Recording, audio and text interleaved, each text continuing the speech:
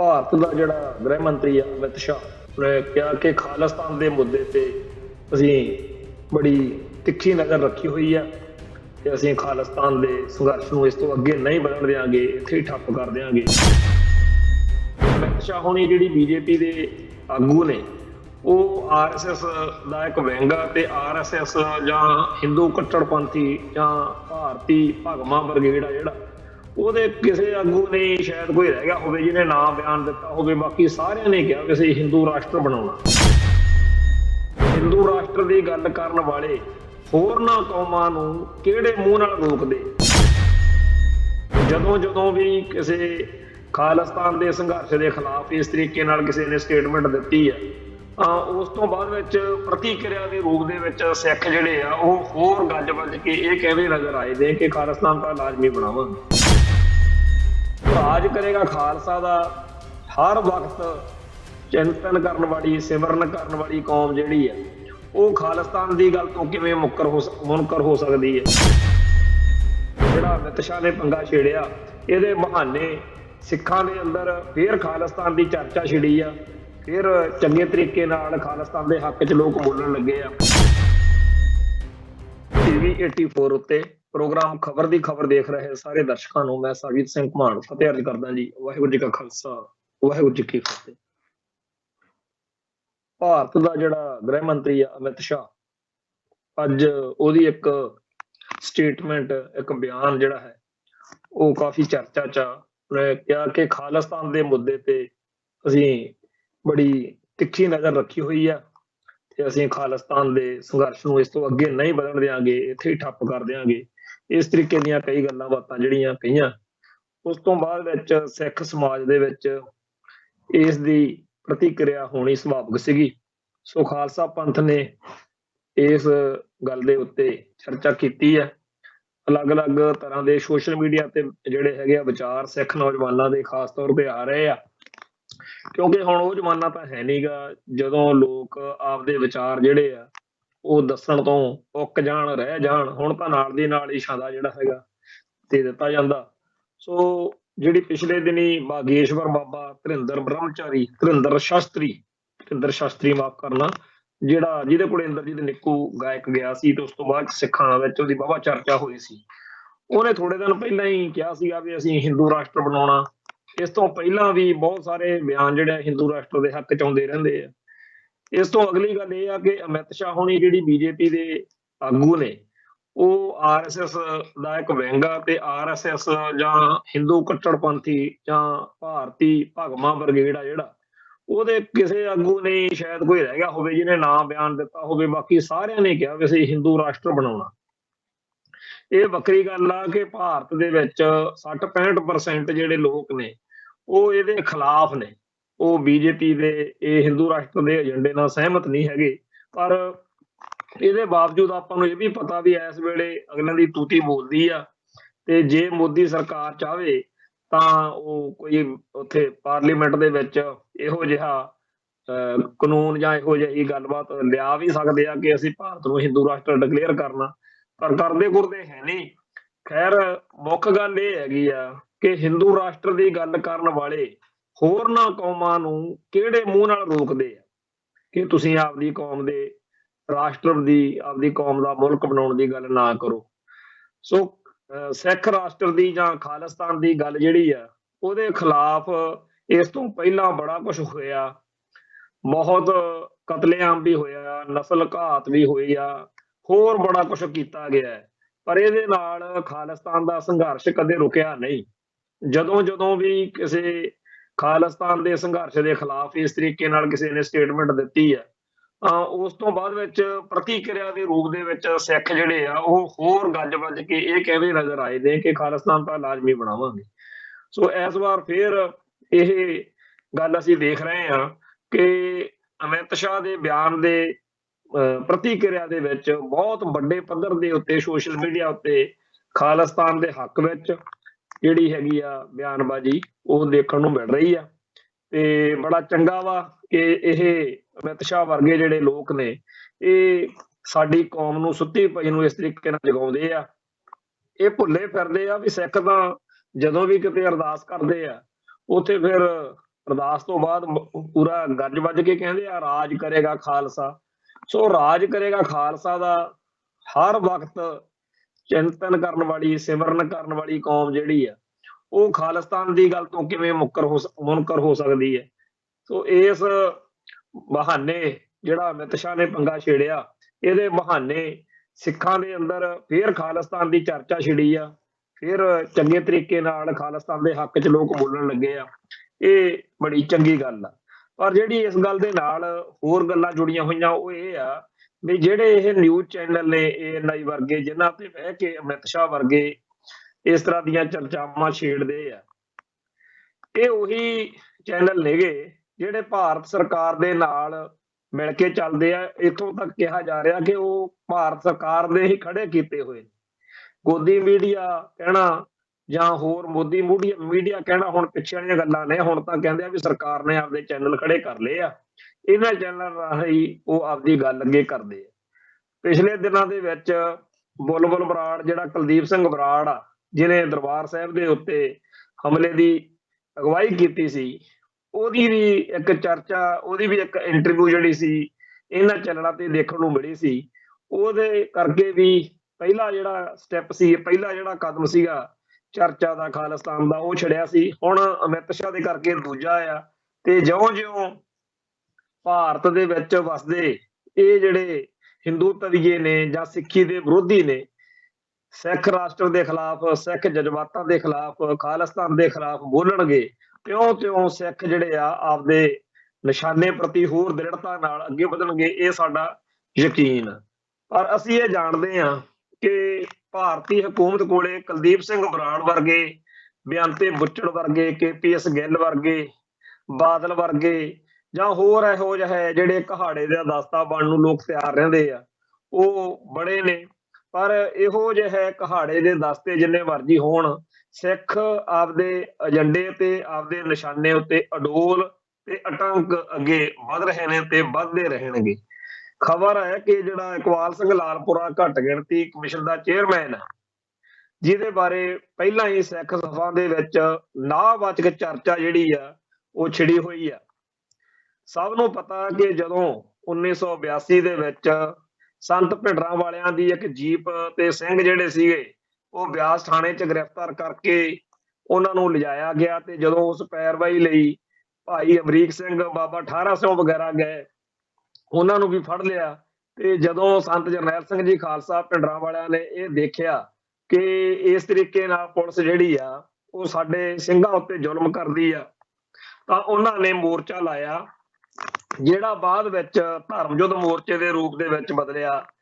ਉਸ ਪਹਿਲੀ ਜਿਹੜੀ ਘਟਨਾ ਵਾਪਰੀ, ਜਦੋਂ ਜੀਪ ਘੇਰ ਕੇ ਸਿੰਘ ਫੜੇ, ਜਾਂ ਬਾਬਾ ਠਾਰਾ ਸਿੰਘ ਤੇ ਭਾਈ ਅਮਰੀਕ ਸਿੰਘ ਦੀ ਗ੍ਰਿਫਤਾਰੀ ਦਾ ਜਿਹੜਾ ਆਧਾਰ ਬਣੀ ਆ ਘਟਨਾ, ਉਹਦਾ ਮੁੱਖ ਕੇਂਦਰ ਇਹੀ ਲਾਲਪੁਰਾ ਸੀਗਾ। ਉਦੋਂ ਇਹ ਪੁਲਿਸ ਵਿੱਚ ਹੇਠਲੇ ਰੈਂਕ ਤੇ ਸੀਗਾ। ਬਾਅਦ ਚ ਤਰੱਕੀ ਕਰਦਾ ਹੋਇਆ, ਵੱਡੇ ਅਹੁਦਿਆਂ ਤੋਂ ਰਿਟਾਇਰ ਹੋਣ ਤੋਂ ਬਾਅਦ ਹੁਣ BJP ਦਾ ਚਹੇਤਾ ਬਣਿਆ ਹੋਇਆ ਤੇ ਘੱਟ ਗਿਣਤੀ ਕਮਿਸ਼ਨ ਦਾ ਚੇਅਰਮੈਨ।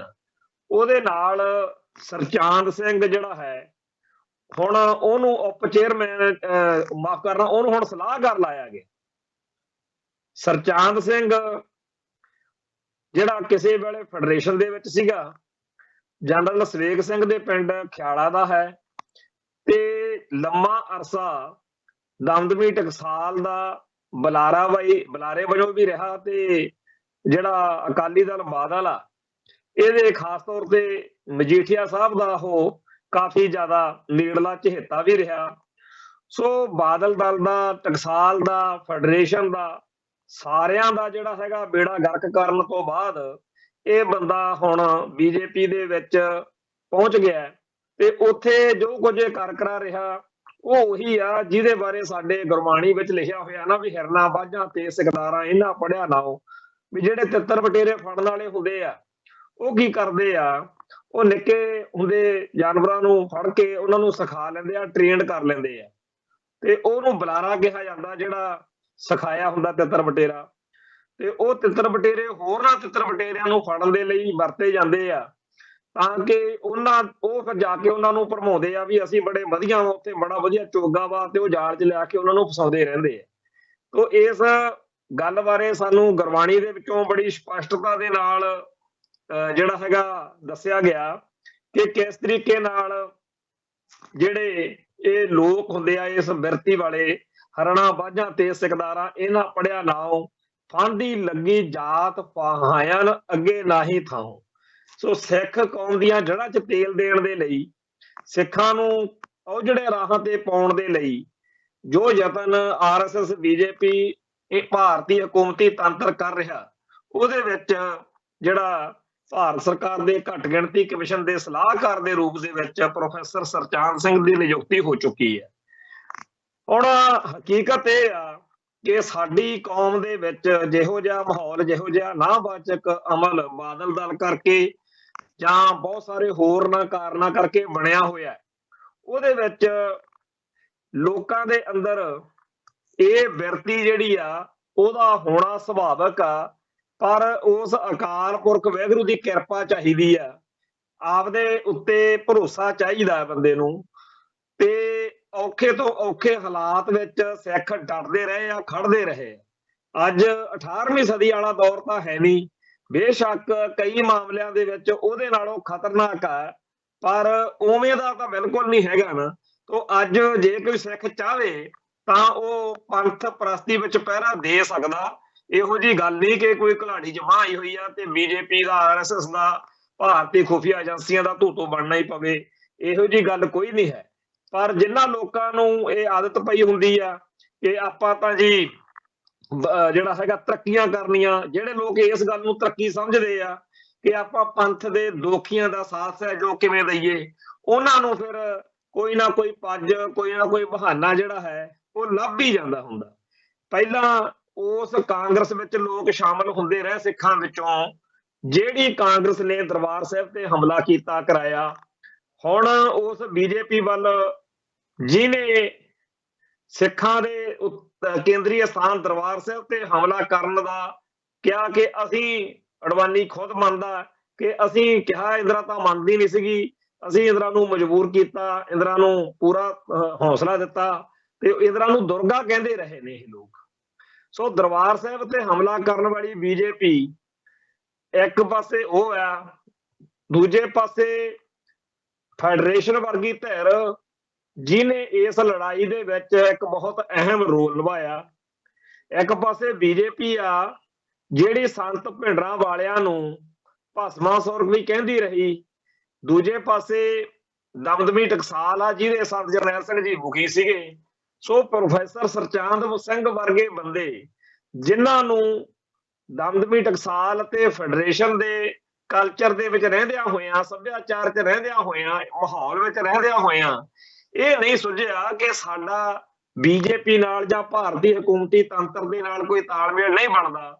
ਉਲਟਾ ਉਹਨਾਂ ਨੂੰ ਇਹ ਲੱਗਦਾ ਹੈ ਕਿ ਅਸੀਂ ਉੱਥੇ ਜਾ ਕੇ ਕੌਮ ਦਾ ਫਾਇਦਾ ਕਰਾਵਾਂਗੇ ਤੇ ਅਸੀਂ ਖਨੀ ਬੜੀ ਵੱਡੀ ਤੋਪ ਚਲਾ ਦੇਵਾਂਗੇ ਤੇ ਇਸ ਵਰਤਾਰੇ ਉੱਤੇ ਉਹੀ ਲੋਕ ਹਾਮੀ ਭਰ ਸਕਦੇ ਆ, ਉਹੀ ਖੁਸ਼ ਹੋ ਸਕਦੇ ਆ ਜਿਨ੍ਹਾਂ ਨੂੰ ਕੌਮ ਦੇ ਮਸਲਿਆਂ ਦੀ ਭੋਰਾ ਵੀ ਸਮਝ ਨਾ ਹੋਵੇ, ਜਿਹੜੇ ਬੇਵਕੂਫ ਤੇ ਬੇਅਕਲ ਹੋਣ।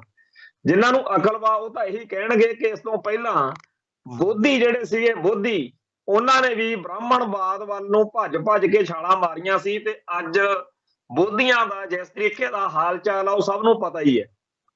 ਸਿੱਖਾਂ ਤੇ ਬੋਧੀਆਂ ਦੀ ਹੋਣੀ ਇੱਕੋ ਜਿਹੀ ਆ, ਜਿਹੜੀ ਕਿ ਆਪਾਂ ਪਿਛਲੇ ਕਈ ਪ੍ਰੋਗਰਾਮਾਂ ਦੇ ਵਿੱਚ ਇਹਦੇ ਬਾਰੇ ਚਰਚਾ ਕਰ ਚੁੱਕੇ ਆ। ਅੱਜ ਉਸ ਪਾਸੇ ਤਾਂ ਨਹੀਂ ਜਾਂਦੇ, ਪਰ ਨੁਕਤੇ ਮਾਤਰ ਇਹ ਗੱਲ ਜ਼ਰੂਰ ਸਾਂਝੀ ਕਰਾਂਗੇ ਕਿ ਬੋਧੀਆਂ ਨੇ ਵੀ ਬ੍ਰਾਹਮਣਵਾਦ ਨਾਲ ਉਵੇਂ ਹੀ ਟੱਕਰ ਲਈ ਸੀ ਜਿਵੇਂ ਸਿੱਖੀ ਨੇ ਟੱਕਰ ਲਈ ਆ। ਪਰ ਬੋਧੀਆਂ ਅਤੇ ਸਿੱਖਾਂ 'ਚ ਇਹ ਫਰਕ ਆ ਕਿ ਸਿੱਖਾਂ ਕੋਲੇ ਸ੍ਰੀ ਸਾਹਿਬ ਆ ਤੇ ਬੋਧੀਆਂ ਨੂੰ ਅਹਿੰਸਾ ਨੇ ਘੇਰ ਲਿਆ ਸੀ। ਖੈਰ ਅੱਗੇ ਪੰਥ ਨੇ ਬਥੇਰਾ ਕੁਝ ਝੱਲਿਆ, ਇਹੋ ਜਿਹੇ ਵਰਤਾਰੇ ਜਿਹੜੇ ਆ ਵਾਰ-ਵਾਰ ਆਉਂਦੇ ਰਹੇ ਨੇ, ਪਰ ਹਾਸਾ ਉਹਨਾਂ ਲੋਕਾਂ ਤੇ ਆਉਂਦਾ ਜਿਹੜੇ ਇਹ ਸੋਚ ਕੇ BJP 'ਚ ਜਾਂਦੇ ਆ ਕਿ ਅਸੀਂ ਉੱਥੇ ਪੰਥ ਦਾ ਭਲਾ ਕਰਾਵਾਂਗੇ। ਜਦੋਂ ਸਰਚਾਂਦ ਸਿੰਘ ਗਿਆ ਉਹਨੇ ਵੀ ਇਹੋ ਜਿਹੀਆਂ ਗੱਲਾਂ ਕੀਤੀਆਂ, ਜਦੋਂ ਮਨਜਿੰਦਰ ਸਿੰਘ ਸਰਸਾ ਗਿਆ ਉਹਨੇ ਵੀ ਗੱਲਾਂ ਇਹੋ ਜਿਹੀਆਂ ਕੀਤੀਆਂ। ਹੋਰ ਬੜੇ ਨੇ ਜਿਨ੍ਹਾਂ ਨੂੰ ਇਹ ਵਹਿਮ ਆ ਕਿ ਅਸੀਂ BJP 'ਚ ਜਾ ਕੇ ਕੌਮ ਦਾ ਬੜਾ ਫਾਇਦਾ ਕਰ ਦੇਣਾ।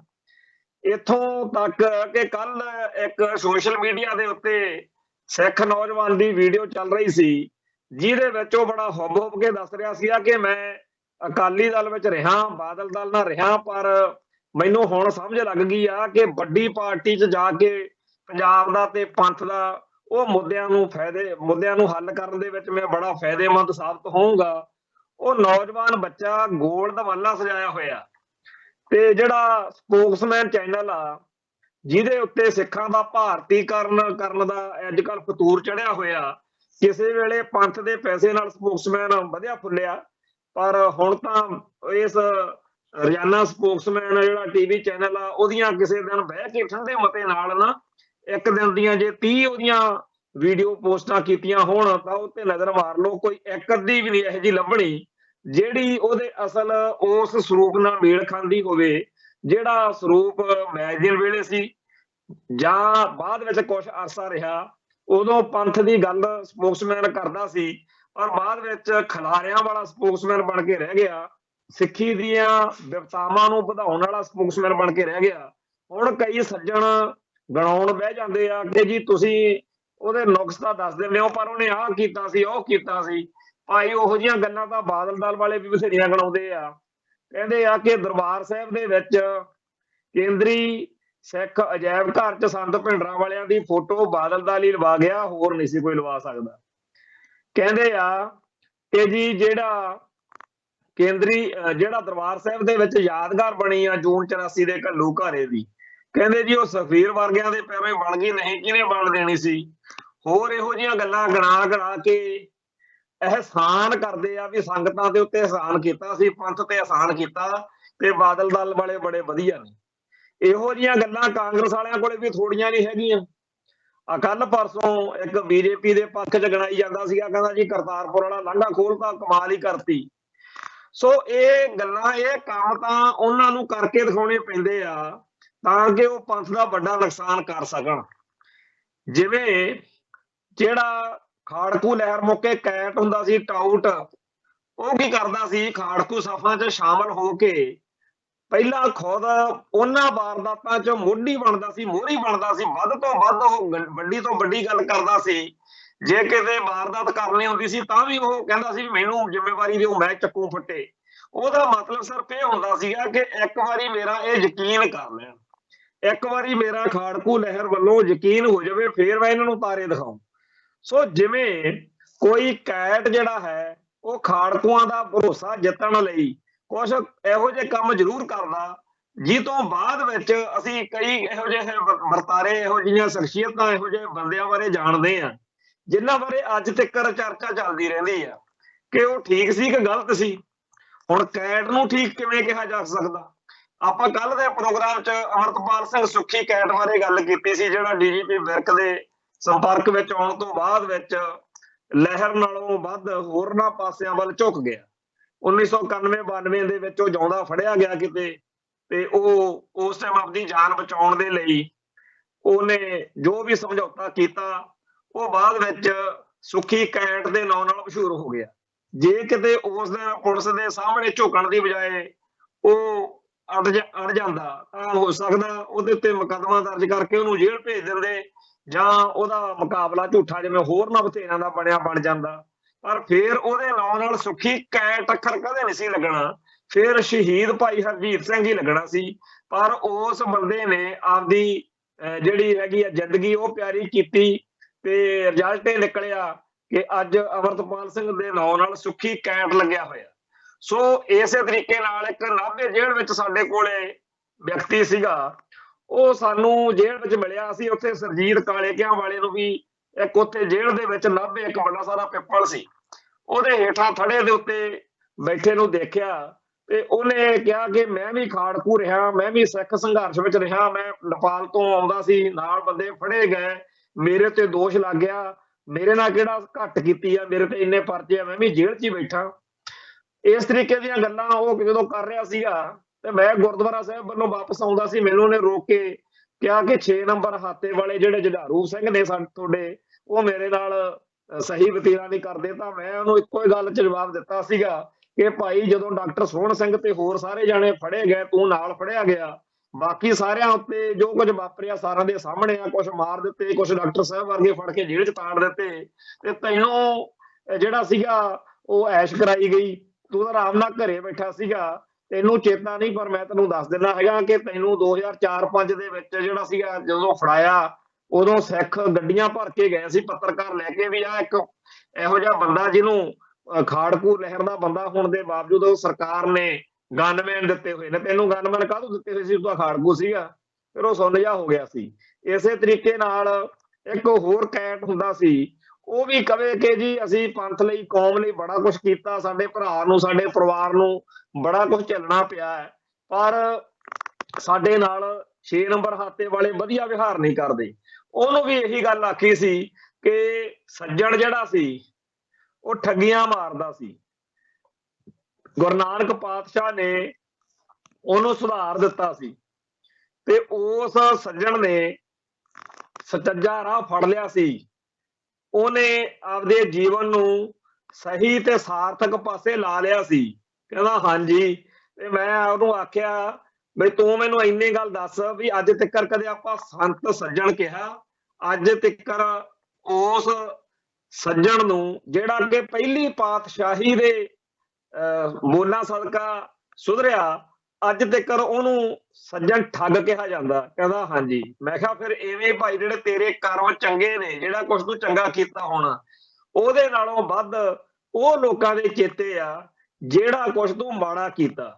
ਬਾਕੀ ਗੱਲਾਂ ਛੱਡ। ਜਦੋਂ ਅਸੀਂ 2005 ਦੇ ਵਿੱਚ 26 ਜਨਵਰੀ ਵਾਲੇ ਝੰਡਾ ਚਲਾਉਣ ਵਾਲੇ ਕੇਸ ਵਿੱਚ ਫੜੇ ਗਏ ਆ, ਉਸ ਤੋਂ 4 ਮਹੀਨੇ ਬਾਅਦ ਜੂਨ 'ਚ ਮੈਂ ਫਿਰ ਫੜਿਆ ਗਿਆ ਜਦੋਂ ਭਾਈ ਜਗਤਾਰ ਸਿੰਘ ਹਵਾਰਾ 8 ਜੂਨ 2005 ਨੂੰ ਗ੍ਰਿਫਤਾਰ ਹੋਇਆ। ਅਸੀਂ ਉਦੋਂ ਮਾਲ ਮੰਡੀ ਰਿਮਾਂਡ ਤੇ ਗਏ। ਉਦੋਂ ਕੀ ਤੁਹਾਡੀ ਗ੍ਰਿਫਤਾਰੀ ਦੀ ਉੱਥੇ ਉਹਨਾਂ ਨੇ ਚਰਚਾ ਸਾਨੂੰ ਸੁਣਾਈ ਸੀ ਮਾਲ ਮੰਡੀ ਵਾਲਿਆਂ ਨੇ ਇੰਟਰੋਗੇਸ਼ਨ ਦੇ ਵਿੱਚ, ਬਈ ਇਹਨਾਂ ਨੇ ਇੱਥੇ ਅੰਮ੍ਰਿਤਸਰ ਦੇ ਇੱਕ ਸਿੱਖ ਪਰਿਵਾਰ ਦਾ ਪ੍ਰਵੀਰ ਨਾਂ ਦਾ ਬੱਚਾ ਅਗਵਾ ਕੀਤਾ ਸੀ, ਤੂੰ ਉਸੇ ਕੇਸ ਵਿੱਚ ਹੀ ਆਇਆ ਨਾ ਅੰਦਰ। ਚੁੱਪ ਜਾ ਹੋ ਗਿਆ।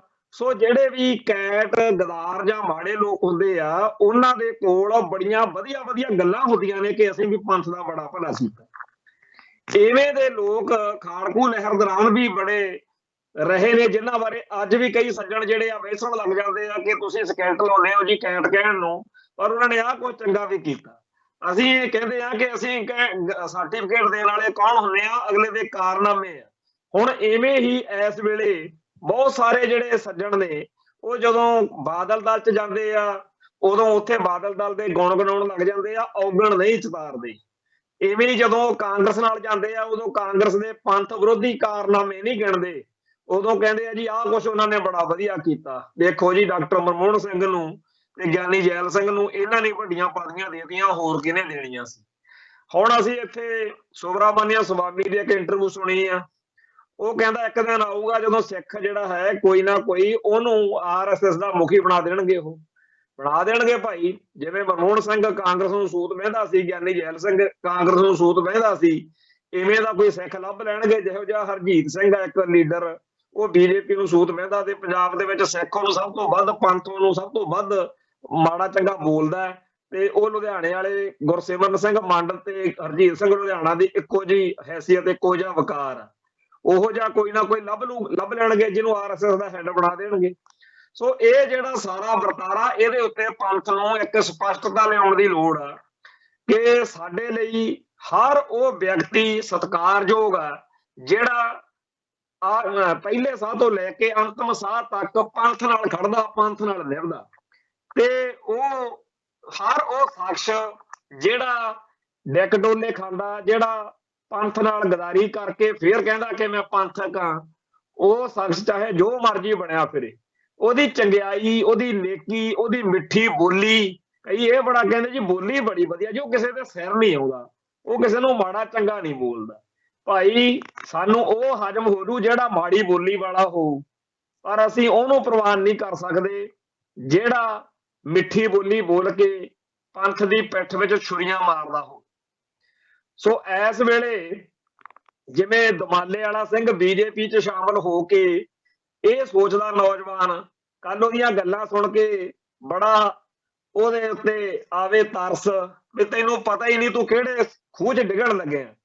ਜਿਵੇਂ ਇੱਕ ਵਾਰੀ ਨਕਸਲਾਈਟਾਂ ਨਾਲ, ਮਾਓਵਾਦੀਆਂ ਨਾਲ ਜਿਹੜੇ ਲੜ ਰਹੇ ਨੇ, ਉਹਨਾਂ ਦੇ ਨਾਲ ਇੰਟਰਵਿਊ ਕਰਨ ਤੋਂ ਬਾਅਦ ਵਿੱਚ ਭਾਰਤੀ ਦੂਤ ਨੂੰ ਜਦੋਂ ਮੀਡੀਆ ਨੇ ਕਿਹਾ ਵੀ ਤੁਸੀਂ ਉੱਥੇ ਉਹਨਾਂ ਨੂੰ ਸੱਦੇ ਦਿੰਦੇ ਫਿਰਦੇ ਹੋ, कि इलैक्शनां लड़ो ते तुसीं MLA MP बन के आपदे मसले हल करो, सिस्टम च आओ भी उन्हां ने इन्ने साडे बंदे मारते, उन्हां नूं क्यों इस तरीके दा सੱਦਾ दे के आए हो। तां भारती हुकूमत दे नुमाइंदे ने कहा सीगा भी एक वारी इन्हां नूं चस्का तां पैण दिओ सियासत दा, ਜਿਹੜੀਆਂ ਗੜਬੜਾਂ ਲਈ ਅਜੇ ਹਥਿਆਰ ਚੱਕੀ ਫਿਰਦੇ ਆ, ਇਹ ਆਪ ਉਹ ਗੱਲਾਂ ਬਾਤਾਂ ਕਰਿਆ ਕਰਨਗੇ MLA MP ਬਣ ਕੇ, ਇਹ ਨੂਣ ਦੀ ਖਾਣ 'ਚ ਨੂਣ ਬਣ ਜਾਣਗੇ। ਸੋ BJP ਕਾਂਗਰਸ ਬਾਦਲ ਦਲ ਜਾਂ ਹੋਰ ਜਿਹੜਾ ਸਾਰਾ ਕੁਝ ਆ, ਇਹ ਭਾਰਤੀ ਹਕੂਮਤ ਦੀ ਸਿਸਟਮ ਦਾ ਹਿੱਸਾ ਆ। ਉਹ ਹਕੂਮਤੀ ਸਿਸਟਮ ਜਿਹੜਾ ਪੰਥ ਨੂੰ, ਪੰਜਾਬ ਨੂੰ ਖਤਰਨਾਕ ਹੈ, ਜਿਹੜਾ ਇਸ ਪੰਥ ਤੇ ਪੰਜਾਬ ਦੇ ਉੱਤੇ ਅਟੈਕ ਆ, ਉਸ ਅਟੈਕ ਦੇ ਇਹ ਲੋਕ ਹਿੱਸੇ ਨੇ। ਤੋ ਇਹ ਜਿਹੜੇ ਬਾਦਲ ਦਲ, ਕਾਂਗਰਸ ਜਾਂ ਹੋਰ ਸਿਆਸੀ ਸਿਸਟਮ ਦੇ ਅੱਡ-ਅੱਡ ਰੂਪ ਨੇ, ਇਹਨਾਂ ਚੋਂ ਜਿਹਦੇ 'ਚ ਮਰਜ਼ੀ ਸ਼ਾਮਲ ਹੋ ਕੇ ਪਾਰਟੀਆਂ ਜੜ੍ਹਾਂ ਵੱਢ ਲਓ, ਗੱਲ ਤਾਂ ਉਹੀ ਹੈ ਨਾ।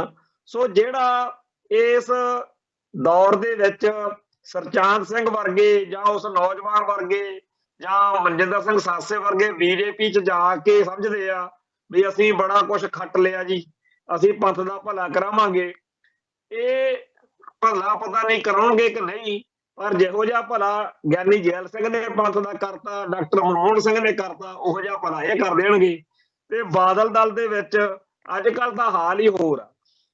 ਪਹਿਲਾਂ ਤਾਂ ਬਾਦਲ ਦਲ ਨੇ 1997 ਤੋਂ ਬਾਅਦ ਹਰ ਉਹ ਕੰਮ ਕੀਤਾ ਕਿ ਸਾਨੂੰ ਕੋਈ ਵੋਟ ਪਾ ਕੇ ਦਿਖਾਓ ਕਿਹੜਾ ਪਾਉਂਦਾ। ਹਰ ਉਹ ਹਰਕਤ ਕੀਤੀ ਜਿਹਦੇ ਨਾਲ ਹਰ ਇੱਕ ਪੰਜਾਬ ਦਾ ਬੰਦਾ, ਖਾਸ ਤੌਰ ਤੇ ਸਿੱਖ, ਇਹ ਕਹੇ ਕਿ ਇਹਨਾਂ ਨੂੰ ਵੋਟ ਨਹੀਂ ਪਾਉਣੀ। ਫਿਰ ਜਦੋਂ ਵੋਟਾਂ 'ਚ ਹਾਰਨਾ ਸ਼ੁਰੂ ਹੋਇਆ ਕੰਮ, ਹੁਣ ਉਸ ਤੋਂ ਅਗਲਾ ਕੰਮ ਫੜ ਲਿਆ ਵੀ ਹੁਣ ਅਸੀਂ ਕੋਈ ਲੀਡਰ ਨਹੀਂ ਰਹਿਣ ਦੇਣਾ ਨਾਲ। ਹਰ ਉਹ ਆਗੂ ਭਜਾਉਣਾ ਆ ਜਿਹੜਾ ਮਾੜਾ ਮੋਟਾ ਵੀ ਕਿਸੇ ਤਰੀਕੇ ਨਾਲ ਪੰਥ ਦੀ ਗੱਲ ਕਰਦਾ। ਜਿਹੜੇ ਲੋਕਾਂ ਨੂੰ ਸਿੱਖੀ ਦਾ, ਸਿੱਖਾਂ ਦਾ ਦਰਦ ਮਾੜਾ ਮੋਟਾ ਕਿਸੇ ਰੂਪ 'ਚ ਸੀ, ਉਹ ਸਭ ਤੌਰ ਤੇ ਕਰਾਂ, ਤੇ ਉਹ ਵੀ ਉਹਨਾਂ ਟਾਈਮ ਅੰਦਰ ਬੋਲਦੇ ਨਹੀਂ ਜਿੰਨਾ ਟਾਈਮ ਬਾਦਲ ਦਲ ਨਾਲ ਹੁੰਦੇ ਆ। ਬਾਅਦ 'ਚ ਜਾ ਕੇ ਜਦੋਂ ਗੱਲਾਂ ਕਰਦੇ ਆ, ਫਿਰ ਸੰਗਤ ਘੇਰਦੀ ਆ ਕਿ ਤੁਸੀਂ ਜਦੋਂ ਸੱਤਾ ਮਾਣਦੇ ਸੀ, ਜਦੋਂ ਉਹਨਾਂ ਦੇ ਨਾਲ ਸੀ, ਉਦੋਂ ਤਾਂ ਤੁਹਾਨੂੰ ਬਰਗਾੜੀ ਤੇ ਬਹਿਬਲ ਤੇ ਸਰਸਾ ਚੇਤੇ ਨਹੀਂ ਆਏ। ਪਰ ਅੱਜ ਇੱਕ ਨਵੀਂ ਗੱਲ ਵਾਪਰੀ ਆ ਬਈ ਜਿਹੜਾ ਜਥੇਦਾਰ ਕਰਨੈਲ ਸਿੰਘ ਪੰਜੋਲੀ, ਜਥੇਦਾਰ ਗੁਰਚਰਨ ਸਿੰਘ ਟੌਹੜਾ ਦਾ ਉਂਗਲ ਫੜ ਕੇ ਸਿਆਸਤ ਵਿੱਚ ਆਇਆ ਤੇ ਉਹਨੇ ਪੂਰਾ ਜ਼ੋਰ ਲਾਈ ਰੱਖਿਆ ਕਿ ਆਪਾਂ ਬਾਦਲ ਦਲ ਨੂੰ ਉਹਨਾਂ ਸਾਰੀਆਂ ਗੱਲਾਂ ਤੋਂ ਮੁਕਤ ਕਰਨਾ ਹੈ, ਉਹ ਗੱਲਾਂ ਵਿੱਚੋਂ ਕੱਢਣੀਆਂ ਨੇ, ਉਹ ਗੜਬੜਾਂ ਤੇ ਗਲਤੀਆਂ ਜਿਨ੍ਹਾਂ ਕਰਕੇ ਸਿੱਖ ਨਾਰਾਜ਼ ਨੇ, ਬਈ ਇਹ ਆਪਾਂ ਠੀਕ ਕਰਨਾ। ਉਹਨੇ ਬੜੀ ਕੋਸ਼ਿਸ਼ ਕੀਤੀ, ਪਰ ਬਾਦਲ ਦਲ ਵਾਲੇ ਉਦੋਂ ਉਲਟ ਨੇ। ਖਾਸ ਤੌਰ ਤੇ ਵਿਰਸਾ ਸਿੰਘ ਬਲਟੋਹੇ ਦੀਆਂ ਗੱਲਾਂ ਤੁਸੀਂ ਸੁਣ ਲਓ, ਉਹ ਇਹੀ ਪਾਠ ਪੜਾਉਂਦਾ ਸਾਰਿਆਂ ਨੂੰ, ਉਹਦੇ ਵਰਗੇ ਹੋਰ ਬਥੇਰੇ ਨੇ, ਕਿ ਜਿਹੜੀਆਂ ਗਲਤੀਆਂ ਅਤੇ ਗੜਬੜਾਂ ਕਰਕੇ ਸਿੱਖ ਸੰਗਤ ਆਪਣੇ ਤੋਂ ਨਾਰਾਜ਼ ਹੋਈ ਆ, ਦੁਖੀ ਹੋਈ ਆ, ਉਹਨਾਂ ਦੀ ਕੋਈ ਗਲਤੀ ਜਾਂ ਮਾਫੀ ਮੰਗਣ ਦੀ ਲੋੜ ਨਹੀਂ, ਉਲਟਾ ਉਹਨਾਂ ਦੀ ਪੈਰਵਾਈ ਕਰੋ, ਉਹਨਾਂ ਦੀ ਵਕਾਲਤ ਕਰੋ ਕਿ ਅਸੀਂ ਉਹ ਗਲਤੀਆਂ ਤਾਂ ਕੀਤੀਆਂ ਨੇ, ਉਹਨਾਂ ਨੂੰ ਜਸਟੀਫਾਈ ਕਰੋ। ਹੁਣ ਇੱਕ ਪਾਸੇ ਜਥੇਦਾਰ ਕਰਨੈਲ ਸਿੰਘ ਪੰਜੋਲੀ ਵਾਲੀ ਸੋਚ ਆ ਕਿ ਠੀਕ ਆ, ਸਿਆਸਤ ਵਿੱਚ ਆਪਣੇ ਤੋਂ ਬਹੁਤ ਗੜਬੜਾਂ ਹੋ ਗਈਆਂ, ਤੇ ਇਸ ਤੋਂ ਪਹਿਲਾਂ ਅਕਾਲੀ ਲੀਡਰ ਜਦੋਂ ਵੀ ਗਲਤੀਆਂ ਕਰਦੇ ਰਹੇ ਆ, ਪੰਥ ਬਖਸ਼ਦਾ ਰਿਹਾ, ਕਿਉਂਕਿ ਭਾਰਤੀ ਹਕੂਮਤੀ ਸਿਸਟਮ ਦੇ ਅੰਦਰ ਸਿੱਖਾਂ ਦੀ ਲੋੜ ਆ ਕਿ ਖੇਤਰੀ ਪਾਰਟੀ ਹੋਵੇ, ਤੇ ਪੰਥ ਲੈ ਦੇ ਕੇ ਫਿਰ ਵੀ ਕਿਸੇ ਨਾ ਕਿਸੇ ਢੰਗ ਤਰੀਕੇ ਨਾਲ ਬਾਦਲ ਦਲ ਦੀ, ਮਾਫ ਕਰਨਾ, ਅਕਾਲੀ ਦਲ ਦੀ ਹਮਾਇਤ ਵਿੱਚ ਭੁਗਤਦਾ ਰਿਹਾ। ਤੇ ਆਪਾਂ ਪੰਥ ਨੂੰ ਆਪਦੇ ਹੱਕ 'ਚ ਭੁਗਤਣ ਜੋਗਾ ਤਾਂ ਕਰਕੇ ਰੱਖੀਏ, ਇਹੋ ਜਿਹੀ ਸੋਚ ਲੈ ਕੇ ਪੰਜੋਲੀ ਚੱਲਦਾ ਰਿਹਾ। ਤੇ ਦੂਜੇ ਪਾਸੇ ਇੱਧਰ ਇਹ ਸੋਚ ਸੀ ਕਿ ਜਿਹੜੀਆਂ ਗਲਤੀਆਂ ਤੇ ਗੜਬੜਾਂ ਕੀਤੀਆਂ ਨੇ, ਉਹਨਾਂ ਦੇ ਹੁੰਦਿਆਂ ਸੁਣਦਿਆਂ ਉਹਨਾਂ ਤੇ ਮਾਫੀ ਮੰਗਣ ਦੀ ਕੋਈ ਲੋੜ ਨਹੀਂ। ਤੁਹਾਡੇ ਸਾਹਮਣੇ ਇਹੀ ਪੰਥ ਆਪਾਂ ਨੂੰ ਸੱਤਾ ਦਊਗਾ, ਕਿਉਂਕਿ 1978 ਦੇ ਵਿੱਚ ਜੋ ਕੁਝ ਕੀਤਾ ਸੀ, ਉਸ ਤੋਂ ਬਾਅਦ ਵਿੱਚ 1997 ਤੱਕ ਇਹੀ ਪੰਥ ਜੋ ਮਰਜ਼ੀ ਭੁਗਤਿਆ, ਪਰ ਅਖੀਰ ਤੇ ਸੱਤਾ ਤਾਂ ਬਾਦਲ ਕਿਆਂ ਨੂੰ ਦਿੱਤੀ ਆ। ਤੇ ਉਵੇਂ ਇੱਕ ਦਿਨ ਸੁਖਬੀਰ ਸਿੰਘ ਬਾਦਲ ਨੂੰ ਜਾਂ ਉਹਦੇ ਪੁੱਤ ਨੂੰ ਰਾਜਗੱਦੀ ਆਪੇ ਮਿਲ ਜਾਣੀ ਆ, ਕਾਹਨੂੰ ਆਪਾਂ ਪੰਥ ਮੂਹਰੇ ਝੁਕਣਾ। ਸੋ ਇਹਨਾਂ ਦੋਨਾਂ ਸੋਚਾਂ ਦੇ ਵਿੱਚ ਬੜਾ ਫਰਕ ਆ। ਤੇ ਅਸੀਂ ਹੱਸਦੇ ਹੁੰਦੇ ਸੀਗੇ ਵੀ ਪੰਜੋਲੀ ਵਰਗੇ ਬੰਦੇ ਜਿਹੜੇ ਆ ਉਹ ਇੱਥੇ ਅਨਫਿਟ ਨੇ, ਤੇ ਉਹ ਝੱਲਦੇ ਕਿਵੇਂ ਹੋਣਗੇ, ਕਿਉਂਕਿ ਜਦੋਂ ਵੀ ਪਿਛਲੇ ਦੌਰ ਵਿੱਚ ਕਿਤੇ ਲੋੜ ਪਈ, ਉਹ ਪੰਥ ਨਾਲ ਖੜਾ। ਜਦੋਂ ਸ਼੍ਰੋਮਣੀ ਕਮੇਟੀ ਦਾ ਸਕੱਤਰ ਬਣਿਆ, ਉਹਨੇ ਜਿੱਦ ਫੜੀ ਕਿ ਬਿਆੰਤੇ ਕਾਂਡ ਵਾਲੇ ਜਿਹੜੇ ਸਿੰਘ ਨੇ, ਭਾਈ ਗੁਰਮੀਤ ਸਿੰਘ, ਭਾਈ ਸ਼ਮਸ਼ੇਰ ਸਿੰਘ ਤੇ ਭਾਈ ਲਖਵਿੰਦਰ ਸਿੰਘ ਨਾਰੰਗਵਾਲ ਜਾਂ ਹੋਰ ਸਿੰਘ ਨੇ, ਇਹਨਾਂ ਨੂੰ ਪੈਸੇ, ਇਹਨਾਂ ਨੂੰ ਦਸਵੰਧ, ਇਹਨਾਂ ਨੂੰ 5-5 ਲੱਖ ਰੁਪਈਆ ਦਵਾਇਆ ਜਾਵੇ। ਹੋਰ ਵੀ ਜਿਹੜੇ ਸਿੱਖ ਸੰਘਰਸ਼ ਨਾਲ ਸੰਬੰਧਿਤ ਮਸਲੇ ਆ ਵੀ ਉਹਨਾਂ ਦੇ ਵਿੱਚ ਪੈਰਵਾਈ ਕੀਤੀ ਜਾਵੇ, ਪੰਥ ਵੱਲੋਂ ਕੁਛ ਕੀਤਾ ਜਾਵੇ। ਗੜਬੜਾ ਘਾਟਾਂ ਜਿਹੜੀਆਂ ਨੇ ਉਹ ਹਰੇਕ ਸਿਸਟਮ 'ਚ ਹਰ ਵਿਅਕਤੀ 'ਚ ਹੁੰਦੀਆਂ ਨੇ, ਪਰ ਉਹਨੇ ਪੂਰਾ ਆਪਦੇ ਵੱਲੋਂ ਇਸ ਤਰੀਕੇ ਦਾ ਮਾਹੌਲ ਬਣਾਉਣ ਦੀ ਕੋਸ਼ਿਸ਼ ਕੀਤੀ ਤੇ ਸਿੱਖ ਸੰਗਤਾਂ ਦੇ ਵਿੱਚ ਖਾਸ ਤੌਰ ਤੇ ਅੱਜ ਦੇ ਨੌਜਵਾਨਾਂ ਦੇ ਵਿੱਚ ਜਥੇਦਾਰ ਕਰਨੈਲ ਸਿੰਘ ਪੰਜੋਲੀ ਹੀ ਇਸ ਲਾਇਕ ਸਮਝੇ ਗਏ, ਇੰਨਾ ਉਹਨੂੰ ਸਤਿਕਾਰ ਸੀਗਾ ਵੀ ਜਿੱਦਣ ਭਾਈ ਦੀਪ ਸਿੱਧੂ ਪਿਛਲੇ ਸਾਲ ਇਹਨਾਂ ਦਿਨਾਂ ਦੇ ਵਿੱਚ ਉਹਦੀ ਅੰਤਮ ਅਰਦਾਸ ਗੁਰਦੁਆਰਾ ਫਤਿਹਗੜ੍ਹ ਸਾਹਿਬ ਹੋਣੀ ਸੀ, ਤਾਂ ਬਾਦਲ ਦਲ ਜਾਂ ਅਕਾਲੀ ਦਲ ਜਾਂ ਸਿੱਖ ਆਗੂਆਂ ਦੇ ਵਿੱਚੋਂ ਸਾਰਿਆਂ ਦੀ ਸਹਿਮਤੀ ਜਿਸ ਉੱਤੇ ਬਣੀ ਉਹ ਕੱਲਾ ਪੰਜੋਲੀ ਸੀ ਵੀ ਇਹਨੂੰ ਬੋਲਣ ਦਿੱਤਾ ਜਾਵੇ। ਇਹ ਨਹੀਂ ਕਿ ਪੰਜੋਲੀ ਦੀ ਸਿਆਸਤ ਵਿੱਚ ਕੋਈ ਨੁਕਸ ਹੀ ਨਹੀਂ, ਪਰ ਅਸੀਂ ਇਹ ਗੱਲ ਦੇਖਦੇ ਕਰਦੇ ਹੁੰਦੇ ਸੀ, ਅਸੀਂ ਵੀ ਕਾਫੀ ਜ਼ਿਆਦਾ ਉਹਦੇ ਨਾਲ ਨੇੜ ਤੇੜ ਰੱਖਿਆ ਤੇ ਅੱਜ ਉਹਨੂੰ ਵੀ ਪਾਰਟੀ ਚੋਂ ਫਾਰਗ ਕਰ ਦਿੱਤਾ। ਹਾਲਾਂਕਿ ਉਹ ਪਹਿਲਾਂ ਹੀ ਪਾਰਟੀ ਚੋਂ ਭੱਜੋ ਕਰਦਾ ਸੀ। ਪਿਛਲੇ ਦਿਨੀ ਕੌਮੀ ਇਨਸਾਫ ਮੋਰਚੇ ਦੀ ਸਟੇਜ ਤੋਂ ਜਿਸ ਤਰੀਕੇ ਨਾਲ ਉਹਨੇ ਠੋਕ ਵਜਾ ਕੇ ਇਸ ਗੱਲ ਦੀ ਵਕਾਲਤ ਕੀਤੀ ਕਿ ਜਿੰਨਾ ਟਾਈਮ ਬਾਦਲ ਦਲ ਸੰਗਤ ਤੋਂ ਅਕਾਲ ਤਖਤ ਤੋਂ ਮਾਫੀ ਨਹੀਂ ਮੰਗਦਾ, ਉਹਨਾਂ ਟਾਈਮ ਆਪਦੇ ਗੁਨਾਹਾਂ ਤੋਂ ਆਪਦੇ ਪਾਪਾਂ ਤੋਂ ਜਿੰਨਾ ਟਾਈਮ ਉਹ ਪੂਰੀ ਤਰ੍ਹਾਂ ਮਨੋਂ ਤੋਂ ਮਾਫੀ ਵਾਲੇ ਮੂਡ 'ਚ ਨਹੀਂ ਆਉਂਦਾ, ਉਹਨਾਂ ਟਾਈਮ ਕੋਈ ਗੱਲ ਨਹੀਂ ਬਣਨੀ, ਪੰਥ ਜਿਹੜਾ ਹੈਗਾ ਉਹ ਨਾਰਾਜ਼ ਰਹੂਗਾ। ਉਸ ਤੋਂ ਬਾਅਦ ਵਿੱਚ ਉਹ ਸਾਰੇ ਬੰਦੇ ਜਿਹੜੇ ਡੇਰਾ ਸਰਸਾ ਵਾਲਿਆਂ ਦੇ ਹਮਾਇਤੀ ਰਹੇ ਆ ਬਾਦਲ ਦਲ 'ਚ, ਖਾਸ ਤੌਰ ਤੇ ਸਿਕੰਦਰ ਸਿੰਘ ਮਲੂਕੇ ਵਰਗਿਆਂ ਨੂੰ ਤਾਂ ਬਹੁਤ ਔਖ ਲੱਗੀ ਹੋਣੀ ਆ ਕਿ ਅਸੀਂ ਤਾਂ ਉੱਥੇ ਭੇਜੇ ਗਏ ਬਾਦਲ ਪਰਿਵਾਰ ਵੱਲੋਂ ਤੇ ਜਾ ਕੇ ਅਸੀਂ ਵਫਦ 2007 ਦੀਆਂ ਵੋਟਾਂ ਤੋਂ ਪਹਿਲਾਂ ਵਾਅਦਾ ਕਰਕੇ ਆਏ ਕਿ ਜੇਕਰ ਆਪਣੀ ਸਰਕਾਰ ਬਣ ਗਈ ਤਾਂ ਆਪਾਂ ਪੰਜਾਬ ਦੇ ਵਿੱਚ ਡੇਰਾ ਮੁਖੀ ਦੇ ਪ੍ਰੋਗਰਾਮ ਕਰਾਵਾਂਗੇ। ਤੇ ਇੱਕ ਇਹ ਆ ਜਿਹੜਾ ਆਏ ਦਿਨ ਸਿੱਖ ਸੰਗਤਾਂ ਨੂੰ ਬਰਗਾੜੀ ਬਾਈਬਲ ਤੇ ਡੇਰਾ ਸਰਸਾ ਦੇ ਬਾਰੇ ਕਹਿੰਦਾ ਕਿ ਬਾਦਲ ਦਲ ਨੇ ਗਲਤ ਕੀਤਾ। ਸੋ ਜਦੋਂ ਅਨੁਸ਼ਾਸਨੀ ਕਮੇਟੀ ਦਾ ਮੁਖੀ ਹੋਵੇ ਸਿਕੰਦਰ ਸਿੰਘ ਮਲੂਕਾ, ਉਹਦੇ ਕੋਲੇ ਜਾਵੇ ਕਰਨੈਲ ਸਿੰਘ ਪੰਜੋਲੀ ਦਾ ਮਾਮਲਾ ਵੀ ਇਹ ਜੀ ਇਹਦੇ ਬਾਰੇ ਦੱਸੋ, ਤਾਂ ਉਹਦਾ ਇਹੀ ਰਿਪੋਰਟ ਕਰੂਗਾ ਨਾ। ਸੋ ਅੱਜ ਜਦੋਂ ਇਹ ਖਬਰ ਆਈ ਕਿ ਜਥੇਦਾਰ ਕਰਨੈਲ ਸਿੰਘ ਪੰਜੋਲੀ ਨੂੰ ਬਾਦਲ ਦਲ ਚੋਂ ਕੱਢ ਦਿੱਤਾ, ਤਾਂ ਜਿਹੜੇ ਸੱਜਣ ਨੇ ਇਹ ਖਬਰ ਮੈਨੂੰ ਦਿੱਤੀ ਉਹਨੇ ਕਿਹਾ ਵੀ ਜਿੱਥੇ ਅਮਰਪਾਲ ਸਿੰਘ ਬੋਨੀ ਵਰਗਿਆਂ ਨੇ ਇਹ ਫੈਸਲਾ ਕਰ ਲਿਆ ਵਾ ਕਿ ਅਸੀਂ ਰਹਿਣਾ ਨਹੀਂ, ਉੱਥੇ ਪੰਜੋਲੀ ਵਰਗਿਆਂ ਨੂੰ ਤਾਂ ਆਪ ਹੀ ਛੱਡ ਦੇਣਾ ਚਾਹੀਦਾ ਸੀ। ਸੋ ਇਸ ਵੇਲੇ ਉਹ ਬਾਦਲ ਦਲ ਜਿਹਨੇ ਪਹਿਲਾਂ ਸਿੱਖ ਸੰਗਤ ਨੂੰ ਪੰਜਾਬ ਦੇ ਵੋਟਰਾਂ ਨੂੰ ਦਰਕਾਰਿਆ ਤੇ ਇਸ ਤਰੀਕੇ ਨਾਲ ਤਿਰਸਕਾਰ ਕੀਤਾ ਪੰਜਾਬ ਦੇ ਲੋਕਾਂ ਦੇ ਵੋਟਰਾਂ ਦੇ ਦਿਲਾਂ ਦਾ, ਉਹਨਾਂ ਦੇ ਜਜ਼ਬਾਤਾਂ ਦਾ ਕਿ ਕੋਈ ਵੋਟ ਪਾ ਕੇ ਦਿਖਾਓ ਸਾਨੂੰ, ਹੁਣ ਉਹਨੇ ਆਗੂਆਂ ਤੇ ਵਾਢਾ ਧਰ ਲਿਆ। ਬੀਬੀ ਜਗੀਰ ਕੌਰ ਸ਼੍ਰੋਮਣੀ ਕਮੇਟੀ ਦੀ ਪ੍ਰਧਾਨ ਰਹੀ ਆ, ਉਹਨੂੰ ਭਜਾਤਾ। ਇਹ ਜਨਰਲ ਸਕੱਤਰ ਰਿਹਾ ਪੰਜੋਲੀ, ਇਹਨੂੰ ਭਜਾਤਾ। ਢੀਂਡਸਾ ਤੇ ਹੋਰ ਬਹੁਤ ਸਾਰੇ ਆਗੂ ਨੇ। ਲੱਗਦਾ ਮੈਨੂੰ ਇਹ ਵੀ ਆ ਵੀ ਜਥੇਦਾਰ ਪੰਜੋਲੀ ਦੇ ਵਰਗੇ ਹੋਰ ਬਹੁਤ ਸਾਰੇ ਨੇ ਜਿਹੜੇ ਔਖੇ ਨੇ, ਉਹ ਵੀ ਅਸਤੀਫੇ ਦੇਣਗੇ ਜਾਂ ਭਜਾ ਦਿੱਤੇ ਜਾਣਗੇ ਕਿਸੇ ਬਹਾਨੇ। ਤੇ ਚੰਦੂ ਮਾਜਰੇ ਬਾਰੇ ਵੀ ਚਰਚਾ ਚੱਲਦੀ ਆ ਕਈ ਦਿਨਾਂ ਦੀ। ਪਰ ਗੱਲ ਇਹ ਹੈ ਕਿ ਬਾਦਲ ਪਰਿਵਾਰ ਜਾਂ ਸੁਖਬੀਰ ਸਿੰਘ ਬਾਦਲ ਅਸਲ ਵਿੱਚ ਚਾਹੁੰਦਾ ਕੀ ਹੈ।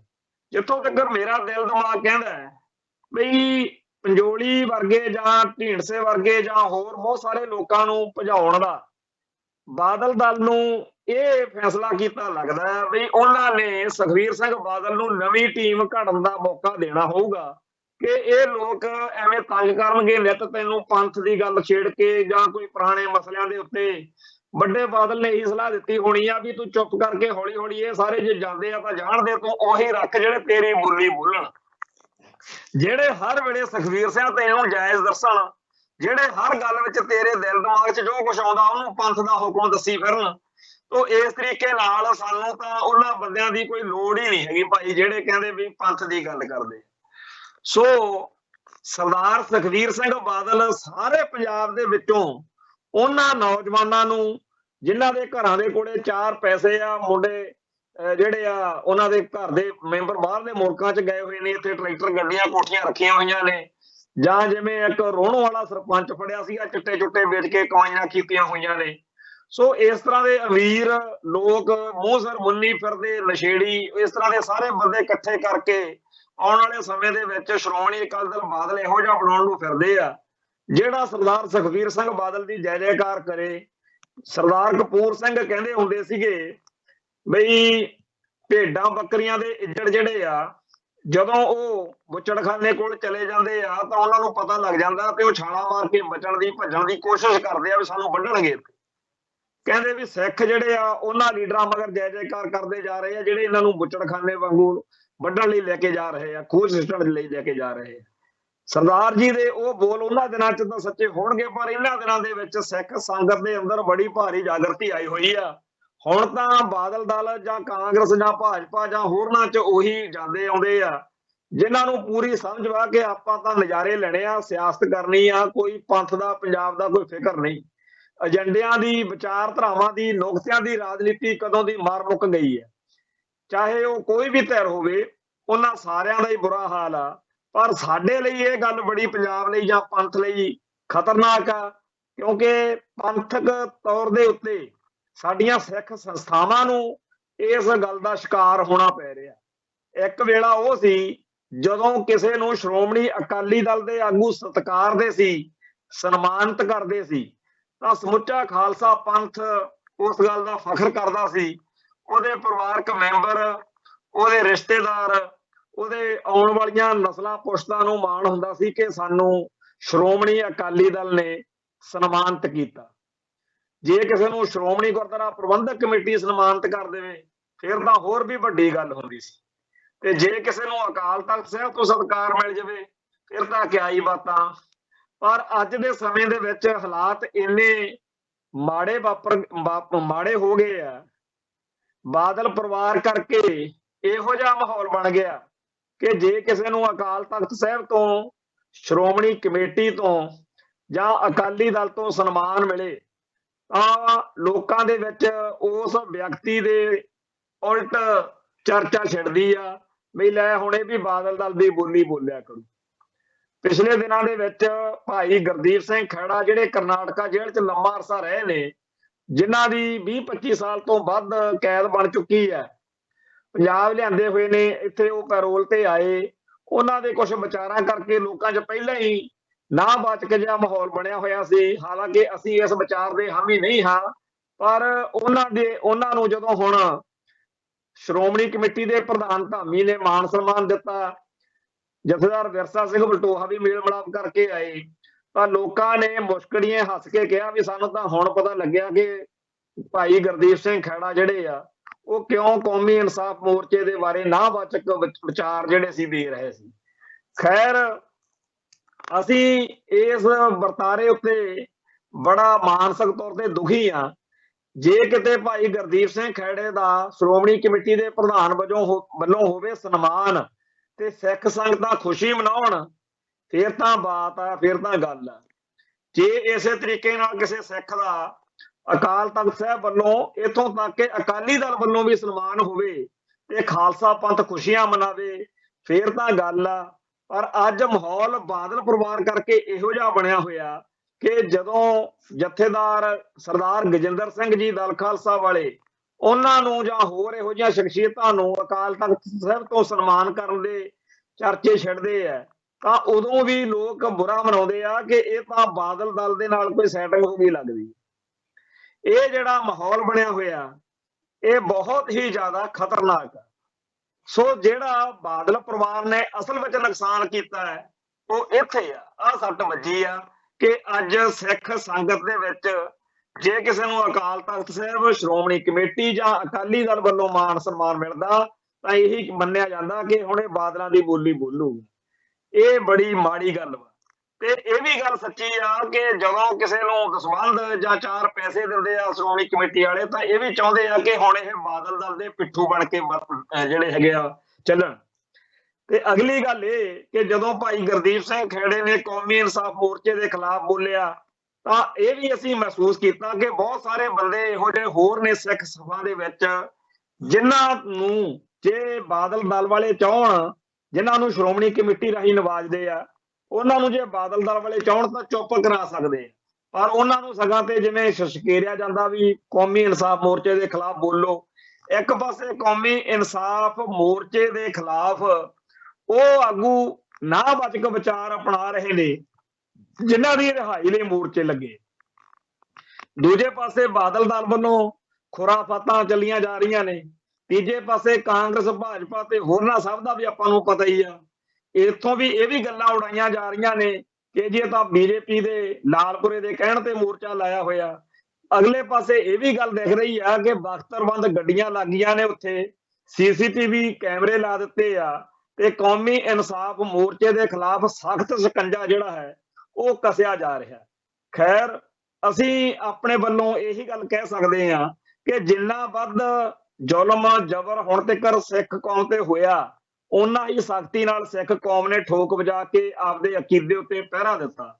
ਕੌਮੀ ਇਨਸਾਫ ਮੋਰਚੇ ਦੇ ਉੱਤੇ ਜੇ ਕੋਈ ਸਖਤੀ ਹੋਏਗੀ ਤਾਂ ਯਕੀਨਨ ਇਹ ਮੋਰਚਾ ਹੋਰ ਜ਼ਿਆਦਾ ਤੇਜ਼ੀ ਨਾਲ ਬੁਲੰਦ ਹੋਵੇਗਾ ਤੇ ਸਿੱਖ ਸੰਗਤ ਹੋਰ ਕਰਾਰਾ ਜਵਾਬ ਦੇਵੇਗੀ। ਇਵੇਂ ਹੀ ਅਮਿਤ ਸ਼ਾਹ ਵਰਗੇ ਜਦੋਂ ਕਹਿੰਦੇ ਆ ਕਿ ਖਾਲਿਸਤਾਨ ਨੂੰ ਰੋਕ ਦੇਵਾਂਗੇ, ਫਲਾਣ ਕਰ ਦੇਵਾਂਗੇ, ਤਾਂ ਅਸੀਂ ਜਾਣਦੇ ਹਾਂ ਕਿ ਕੌਮ ਉਨੀ ਜ਼ਿਆਦਾ ਹੋਰ ਦ੍ਰਿੜਤਾ ਨਾਲ ਖਾਲਿਸਤਾਨ ਦਾ ਏਜੰਡਾ ਤੇ ਝੰਡਾ ਬੁਲੰਦ ਕਰੇਗੀ। ਸੋ ਅੱਜ ਲਈ ਇੰਨੇ ਕਾਫੀ। ਫੇਰ ਮਿਲਾਂਗੇ। ਨਾਨਕ ਨਾਮ ਚੜ੍ਹਦੀ ਕਲਾ, ਤੇਰੇ ਭਾਣੇ ਸਰਬੱਤ ਦਾ ਭਲਾ। ਵਾਹਿਗੁਰੂ ਜੀ ਕਾ ਖਾਲਸਾ, ਵਾਹਿਗੁਰੂ ਜੀ ਕੀ ਫਤਿਹ।